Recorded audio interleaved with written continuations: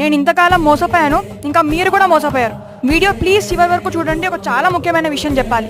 ఒకప్పుడు మనందరం మోడర్న్ సైన్స్ని విని ఉపవాసం చేస్తే హెల్త్కి మంచిది కాదు అని చెప్పి ఉపవాసం చేయడం మానేసాము.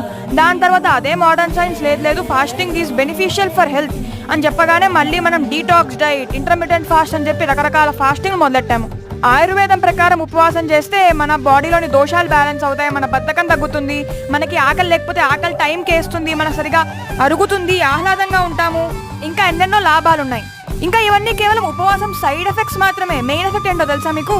మన పూర్వీకులు ఉపవాస లక్ష్యం ఆరోగ్యమే కాదు, ఈ ఇంద్రియ తృప్తిని మర్చిపోయి భగవంతుడు ధ్యానంలో ఉండడానికి. ఏకాదశి ఉపవాసం భక్తి శ్రద్ధలతో చేస్తే మన పాపాలన్నీ తొలగిపోతాయి. ఇంకా రాబోయే 18వ జూన్ పాండవ నిర్జల ఏకాదశి. ఈ ఏకాదశి ఉపవాసం చేస్తే ఏడాదిలోని అన్ని ఏకాదశులకి ఉపవాసం చేసిన ఫలితం వస్తుంది. ఇంకా ఈ రోజు ఉపవాసంతో పాటు సాధ్యమైనంత భగవంతుడి నామస్మరణ చేయండి. ఇంకా చాలా చాలా మంచిది.